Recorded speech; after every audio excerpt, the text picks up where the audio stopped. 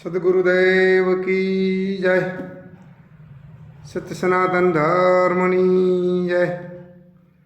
प्रथम तो अपनी शामल भक्ति यूट्यूब चैनल पर लाइव थनार दरेक भक्तों संतों चरणों में समदर्शना कोटि कोटि વાર प्रणाम। आज अपनी समक्ष खुलासो करवानो छे। खुलासो એટલે કે કંઈક પ્રશ્નો મૂકું છું અને એ પ્રશ્નોના જવાબ મારે જ આપવાના છે। આવતા ભાગમાં એના જવાબ હું આપીશ, પણ અત્યારે પ્રશ્નો મૂકું છું અને બીજું કહી દઉં કે વિડીયો મારો તમે પૂરેપૂરો જોજો। આપણી શામલ ભક્તિ યુટ્યુબ ચેનલમાં આપનું હાર્દિક સ્વાગત છે અને વિડીયો પૂરેપૂરો જોજો અને જે કંઈક પ્રશ્નો મૂકું છું એ પ્રશ્નોના જવાબ દરેક સંતો આપણા જ્ઞાન રીતે, આપણા મગજ રીતે, આપણી બુદ્ધિ પ્રમાણે દરેક સંતોને મારી નમ્ર વિનંતી છે કે કોમેન્ટમાં દરેક સવાલનો જવાબ જે આપણને ફાવતો હોય, જે આવડતો હોય એ દરેક કોમેન્ટમાં લખવાનું ન ભૂલતા, કારણ કે મને પણ એની પછી હું ખુલાસો કરીશ, બીજી વાર બીજો ભાગ મૂકીશ। એટલે અત્યારે હું કંઈક પ્રશ્ન મૂકું છું આપની સમક્ષ। એ પ્રશ્નોના જવાબ તમારે આપવાના છે અને કોમેન્ટમાં તમારે પ્રશ્નોના જવાબ લખવાના છે। એટલે કોઈને આમાં અભિમાનથી કે મારે પ્રશ્ન પૂછ્યો કે લોકોને ખાલી પૂછું છું કે લોકોને દબાવવાનું એવું કંઈ નથી, પણ ખાલી એક આપણે જ્ઞાનની, એકબીજાની જ્ઞાનની ગોષ્ઠી વધે, એકબીજાનું જ્ઞાન વધે। જ્ઞાન છે એ વાપર્યું વધે, જ્ઞાન છે એ વાપરવાથી વધે। લોકો ભલે કહેતા કે એકલા બેઠા બેઠા, પણ નહીં, જ્ઞાન તમે જેટલું વાપરશો, જેટલું સત્સંગ કરશો, જેટલું બોલશો એટલું ધીરે તમારે સુધારો આવશે। ઘણા એવા લોકો જોયા છે, મેં સંતો જોયા છે કે જેમને બોલતા નહોતું આવડતું, પણ સદગુરુની કૃપાથી ધીરે બોલતા અત્યારે મોટા સ્ટેજ ઉપર સારા આપણને શબ્દો પીરસી રહ્યા હોય છે। એટલે ધીરે બોલતા એકબીજાને આપણે શીખાય। એટલે પ્રશ્નો છે, પ્રશ્નોના જવાબમાં તમે બધા દરેક આવજો અને કોમેન્ટમાં લખજો અને પછી હું એના પરથી નિરીક્ષણ કરીને મારી કંઈક ભૂલો, એટલે હું ત્યારે જવાબ નથી મૂકતો, મારી પણ કંઈક ભૂલનો સુધારો થાય। આ પ્રશ્નો છે, લગભગ 15 પ્રશ્નો છે આપણી સમક્ષ, અને એ પ્રશ્નો જવાબ આવતા ભાગમાં મૂકીશ। એટલે તમે કોમેન્ટમાં આવજો, એટલે મારા પ્રશ્નનો જવાબ મને આત્મવિશ્વાસ પૂરેપૂરો બે, કારણ કે યુટ્યુબ ચેનલમાં ખરાબ ખોટું આપણે બોલાય નહીં। પ્રશ્નો સાચા જવાબ એના મળે તો જ આપણે બીજી વાર એનો વિડીયો આપણે મૂકી શકીએ। તો પ્રશ્ન છે, આપણે પ્રથમ તો હું પ્રશ્નની શરૂઆત કરું છું, વિડીયો પૂરો સાંભળજો અને કોમેન્ટમાં લખજો। પ્રશ્નની શરૂઆત કરું છું કે આપણા જમણા પગના અંગૂઠાનું પૂજન શા માટે કરવામાં આવે છે? સંપ્રદાયમાં ઘણી બધી દરેક સંપ્રદાયોમાં લગભગ 80% સંપ્રદાયમાં આપણા જમણા પગના અંગૂઠાનું પૂજન કરવામાં આવે છે। જમણા પગના અંગૂઠાનું આપણે પૂજન કરાવવા છે, હું એ આચાર્ય કરાવું, બીજા સંતો બધા આપણે પૂજન કરાવતા હોઈએ છીએ। તો આ જમણા પગના અંગૂઠાનું પૂજન શા માટે કરવામાં આવે છે? અને બીજું કે જમણા પગના અંગૂઠાનું પૂજન તો કરવામાં આવે જ છે, પણ શા માટે કરવામાં આવે છે? અને જ્યારે આપણો આ પંચભૂતનો દેહ લીન થઈ જાય છે, આ દેહ પડી જાય છે, આ દેહને પછી આપણે સ્મશાન ભૂમિમાં લઈ જઈએ છીએ, ત્યારે સ્મશાન ભૂમિમાં દરેકને આપણે અગ્નિદાહ આપવામાં આવે છે અને જમણા પગના અંગૂઠે અગ્નિદાહ આપવામાં આવે છે। શા માટે? જમણા પગના અંગૂઠાનું પૂજન શા માટે કરવામાં આવે છે અને જમણા પગના અંગૂઠે અગ્નિદાહ શા માટે આપવામાં આવે છે? આ આદિ સંતોના શબ્દો છે, મારું તમારું નથી, પણ એનું કારણ સમજવા માટે હું આ પ્રશ્ન મૂકું છું। એટલે બધા કોમેન્ટમાંના જવાબમાં આવજો, જેને બુદ્ધિ પ્રમાણે। પછી બીજી વાર આપણે ખુલાસા કરીશ। પછી એક સાખીમાં કીધું છે કે પડતા બુંદ લખનતા લેખ। આ લેખ શાના લખાય છે? પડતા બુંદ લખનતા લેખ। ટૂંકમાં કહી દઉં કે જ્યારે માતાના રથથી અને પિતાના બુંદથી આ દેહ બંધાય છે એ વખતની વાત છે કે પડતા બુંદ લખનતા લેખ। આ જ્યારે બુંદ પડે છે ત્યારે લેખ લખનતા હોય છે। તો આ શબ્દ સંતોએ ક્યાં મૂક્યો છે અને લેખ કોણ લખે છે અને એ લેખ શાના લખાય છે? પડતા બુંદ લખનતા લેખ, એ લેખ શાના લખાય છે એનું પણ તમે કોમેન્ટમાં લખી શકો છો। બીજું પ્રશ્ન નંબર 3 કે પવનને તમે શું માનો છો? આપણા દેહમાં જે પવન છે, પવન તો એક છે, પણ એનું વિભાજન ઘણા બધા વિભાજન થાય છે, એકમાંથી અનેક થાય છે, પણ આ પવનને તમે શું માનો છો કે એ પણ કોમેન્ટમાં લખો। પવન શું વસ્તુ છે? પવનને શું માનીએ આપણે? પ્રશ્ન નંબર છે ચોથા પ્રશ્નમાં લખેલું છે આ દેહ માતાના ઉદરમાંથી બહાર આવે છે, જન્મીએ છીએ.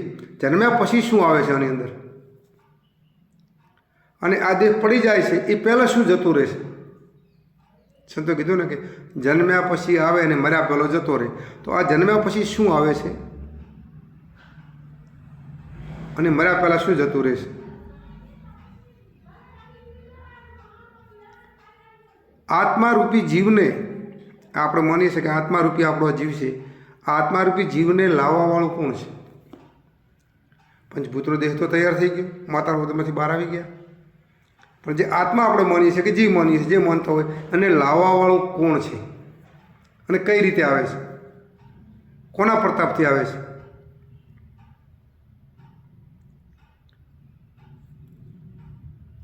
પ્રશ્ન નંબર 6, શિવ અને શક્તિ કોને માનો છો? આપણે શક્તિની વાત કરીએ છીએ. શિવ શક્તિ કોને માનો છો? અને એ શિવ શક્તિનું આ દેહમાં સ્થાન કઈ જગ્યાએ છે? એનું ઘર ક્યાં છે? શિવની શક્તિ કઈ બાજુ છે? અને શિવ શક્તિનું જોડેલું શા માટે કીધું છે? કઈ રીતે જોડેલું કીધું છે? કે શિવ શક્તિનું જોડેલું, શિવ શક્તિનું જોડેલું શા માટે કીધું છે?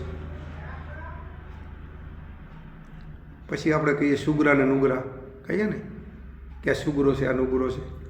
સુગરા કોને કહેવાય અને નુગરા કોને કહેવાય? સુગરો કોને કહેવો અને નુગરો કોને કહેવો?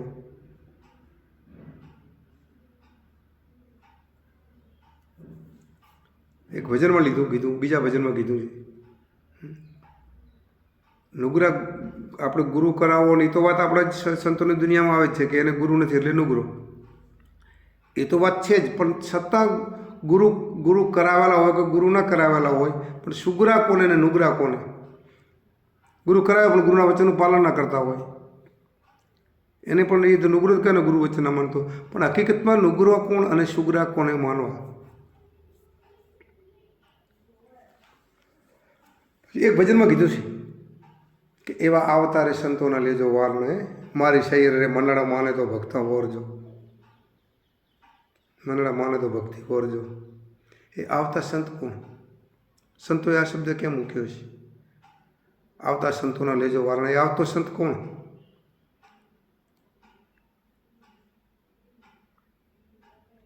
પ્રશ્નો ઘણા બધા સમજવા જેવા છે. જવાબ તો મારે જ આપવા, પણ તમે કોમેન્ટમાં લખતા રહેજો, એટલે થોડુંક શું એકબીજાના જ્ઞાન ભેગું થાય ને તો કંઈક ખામી હોય ને એકબીજાને મારા જેવામાં અજ્ઞાન કંઈ ભરેલું હોય, થોડા ઘણોમાં શબ્દો ખોટા આવતા હોય તો એ ભૂલ મારી નીકળી જાય. પાછળથી બધાને કોમેન્ટ જોઈને હું પાછો ફરીથી આ લગભગ 15-16 પ્રશ્નોના જવાબ હું જ આપીશ. પાછળથી આપણા બીજા આવતા વિડીયોમાં હું મોકલી દઈશું. એક શાખીમાં કીધું છે કે ગુરુ હમારા ગારુડી મુझ પર કીધી મહેર, મોરા દિયા મરમના ઉતર ગયા સબ ઝેર. એક જ શબ્દ આપણે સમજ્યું, બીજું કાંઈ નહીં. ગુરુ હમારા ગારુડી મુझ પર કીધી મહેર. ગારુડી એટલે શું? ગુરુને ગારુડીની ઉપમા આલી છે, વાત સાચી છે. તો ગારુડી એટલે શું? ગુરુ હમારા ગારુડી મુझ પર કીધી મહેર, મોરા દિયા મરમના ઉતર ગયા સબ ઝેર. મોરો મરમનો આપ્યો છે. ગારુડી એટલે શું?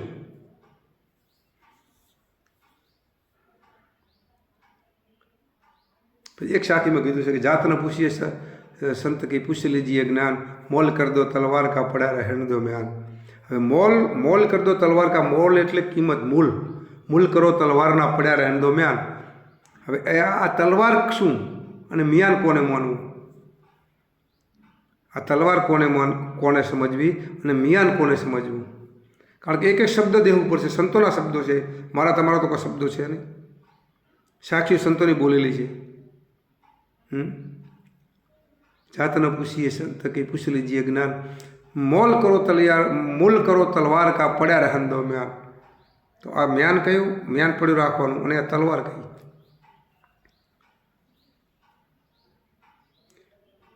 એક બીજો પણ શબ્દ એવો ને એવો છે કે ઊંચ નીચ ઘર અવતરે રહે સંતનો સંત. ઊંચ નીચ ઘર બતાવી જુઓ. સંતને કોઈ ઊંચ નીચ ઘર હોતું નથી. કોણ ઠાકોર, કોણ બ્રાહ્મણ, કોણ પટેલ, કોણ આદિવાસી, કોણ દલિત, કોણ વાલ્મીકી, કોણ દેહઈ, કોણ માળી, કોઈ પણ એને ઊંચ નીચ સંતને હોતું નથી. તો આ સંતોએ શબ્દો ક્યાં મૂક્યો? ઊંચ નીચ ઘર અવતરે તોય રહે સંતનો સંત. આ કંઈ બીજા અવતારનું કીધું હોય એવું નથી. તો પછી જાતિભાત લાગી જાય સંતને. જાતિભાત લાગે નહીં. આ શબ્દ સંતોએ ક્યાં ક્યાં મૂક્યો ને કઈ રીતે મૂક્યો છે? શબ્દ સાંભળજો ને કોમેન્ટમાં લખતા રહેજો. કોમેન્ટમાં લખવાનું ભૂલતા નહીં. પછી કીધું નર નારીનું એક મતું સ્વર્ગમાં થાય સતું. હવે નર નારીનું એક મતું સ્વર્ગમાં થાય સતું. હવે આ કઈ રીતે સ્વર્ગમાં સતું થાય? નર નારીનું એક, કયા નર અને કઈ નારી? અને આ બેનું નર નારીનું એક મતું, બેનું એક મતું સ્વર્ગમાં સતું થાય. સ્વર્ગમાં કઈ રીતે સતું થાય? અને બીજું બધું સ્વર્ગ કયું? આપણે બોલીએ સ્વર્ગ ને નરક. તો સ્વર્ગ કોને માનવું અને નરક કોને માનવું? સ્વર્ગમાં થાય સતું. તો નર નારી કોને માનવા? એક મતું કઈ રીતે થાય? અને સ્વર્ગમાં થાય સતું. આ બેનું એક મતું થાય તો નરક ના આવે, સ્વર્ગ જ આવે.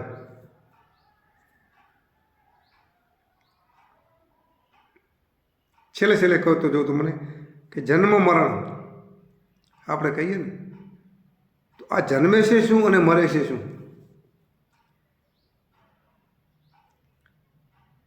જન્મ મરણ આપણે કોને કહેવા?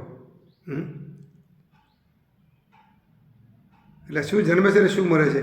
દરેક સંતો ભક્તોને મારી બે જોડી વિનંતી છે કે દરેક કોમેન્ટમાં આના પ્રશ્નોના જવાબમાં આવજો. હજી બીજા ભાગમાં પણ ઘણા બધા આવા પ્રશ્નો છે. 150-200 પ્રશ્નો છે આવા સંતોના. અત્યારે 15 પ્રશ્નો મૂક્યા છે.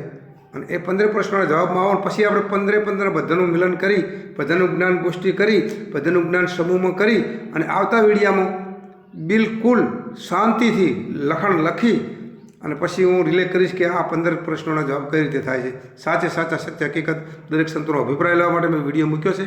એટલે અભિપ્રાયમાં દરેક સંતો આવજો. કંઈ ભૂલ થયો ક્ષમા કરજો, માફ કરજો. આટલું કંઈ મારી વાણીને વિરામ આપું છું. જય હો, જય ગુરુ મહારાજની જય ગુરુ.